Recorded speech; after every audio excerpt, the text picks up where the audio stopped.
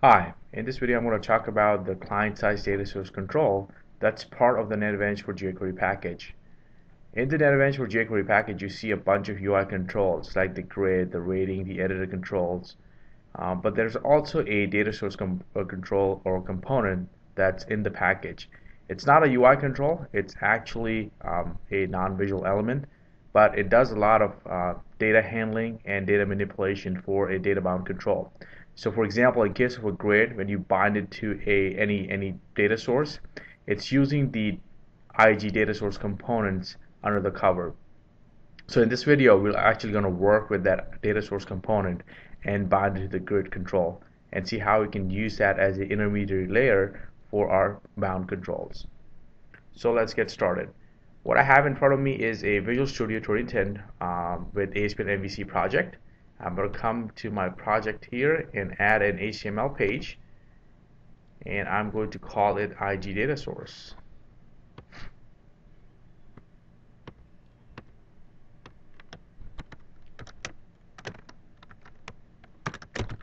So once we are in our HTML page, I'm going to come to my scripts and grab the scripts that are needed for the data source control to work. So I'm going to grab the jQuery core first, and then the jQuery UI. Because we'll be using both the data source control, but in order to show it how it's connected to its data source, we'll use the grid for the UI part, so we can see the data being displayed and working in action. And then I'm going to also drop the Infogesics JavaScript files. Next, I'm going to grab the CSS so that our grid looks nice. I'm going to grab the igui.min.css and also the jQuery.ui.custom. Okay. So once we have these references, what I want to do here is I want to have a predefined HTML table on my form, and then use the data source control to kind of extract data from that HTML table itself and then display it in the grid. So I'm going to come down to my notepad, and what I have here is a simple HTML table, and I'm going to copy all of that and put it in my project so we can save some time here. And I'm going to put this thing right in my body. And let's run this just to kind of give you an idea of what's happening.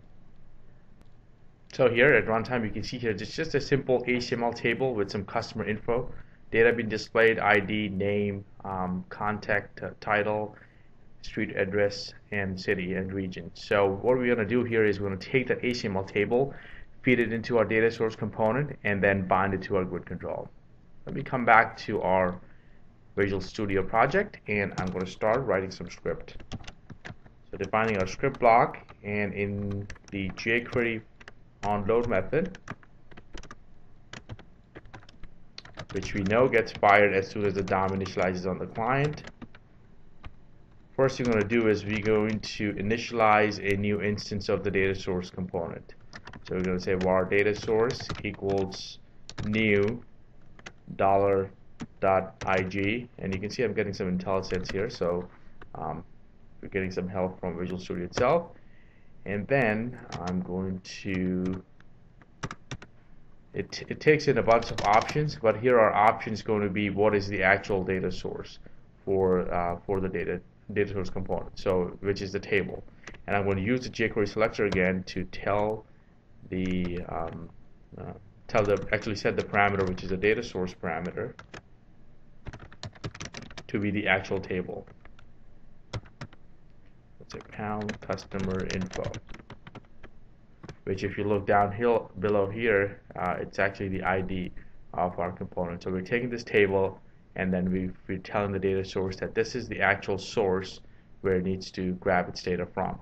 So what it's going to do behind the covers is that it's going to take all these HTML elements, TR, TDs, and convert that into a JSON array.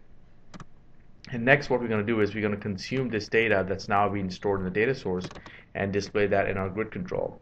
So we're going to convert the same table element into a Infogesics grid. So I'm going to grab the element first, dot customer info,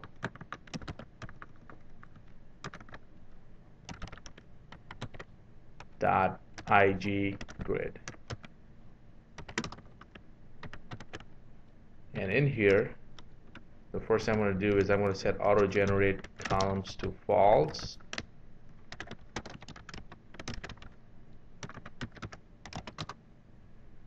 Actually true, sorry, because we have the column schema being defined in our data source. And the next thing I'm going to do is I'm going to set the data source property. I'm going to set data source is the data source here, and it's going to be the first element in the data source. So we're going to just leave it like that. Let me also set some width and height just so that we have some room for it to display. So we'll set a width of 400 pixels and a height of 400 pixels as well. Okay, so now let's right click and view this in the browser. And because we're missing the info thing here, so we didn't specify the ID correctly, let's try it again. Okay, here we go.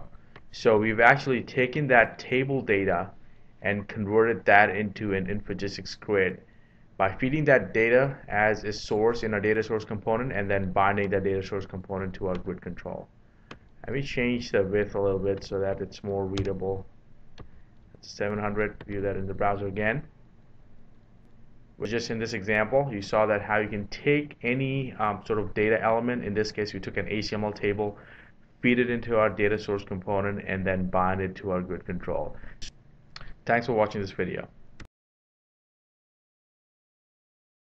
Infragistics. On the web at infragistics.com.